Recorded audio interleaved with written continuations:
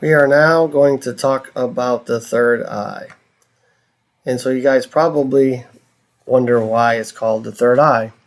Well, this is not just some metaphorical term that somebody decided to use arbitrarily. And so what this is actually is a small pea-sized gland that sits in the middle of your brain called the pineal gland.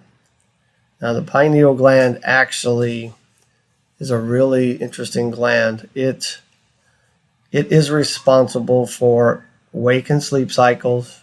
It's where your intuition happens. This is where your dreams happen.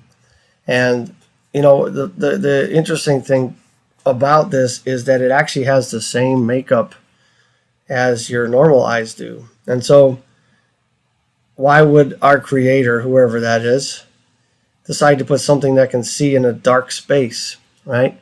So no pun intended here, but this is where your insight happens. This is where your intuition comes in. And so some of our great masters, like Jesus, Buddha, Gandhi, you name it, and there's just a few, but they were masters of this. This is where you really receive from that which is without sight of you.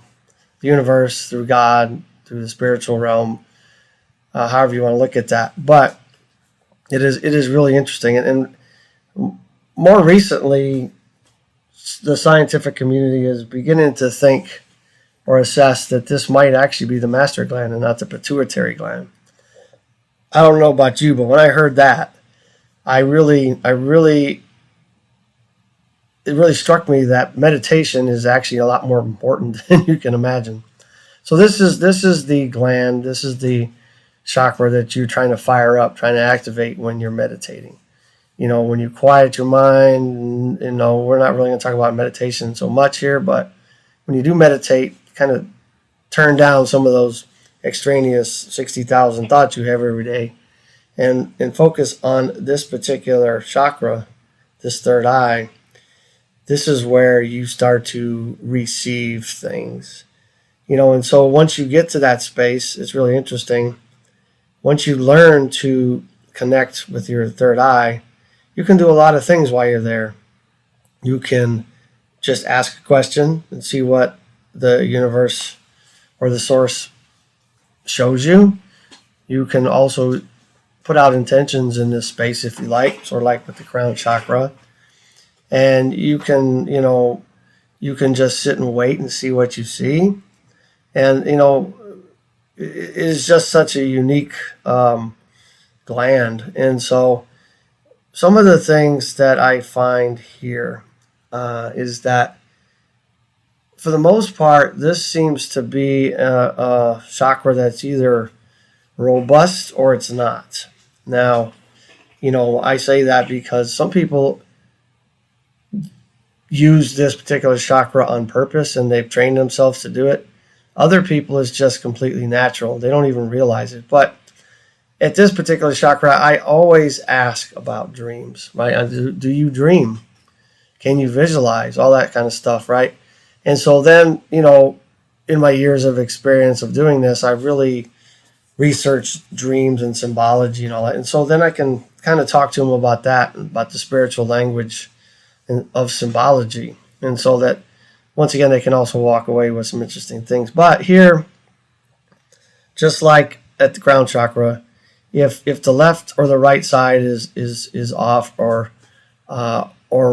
way stronger than the other, then you can kind of aim your conversation with your client about that. It's like, this right side is like really fired up, and the left side is so, right? And so you can probably assess really quickly that what they're receiving or what they're getting from the source is really more about the present or the future. And perhaps the past is not important, or they might be purposely blocking that information because they've had a really traumatic life.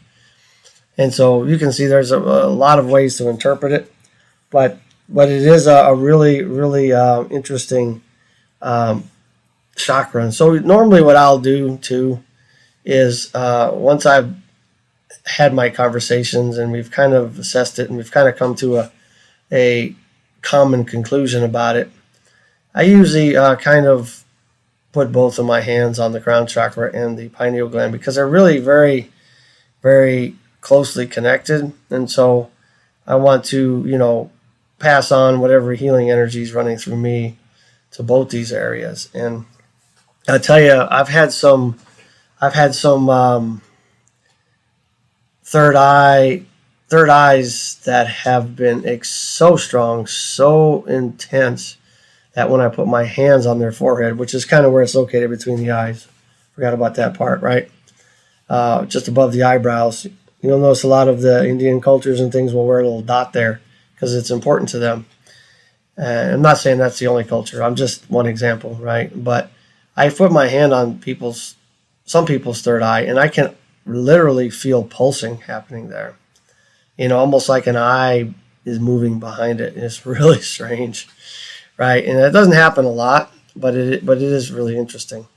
And so one thing you can do, I would suggest you do, is do some research on what the pineal gland is about, because it's talked about in all the ancient cultures, and they all knew that this was our escape, if you will, our connection to a reality outside of this that we live in, whatever this is, right?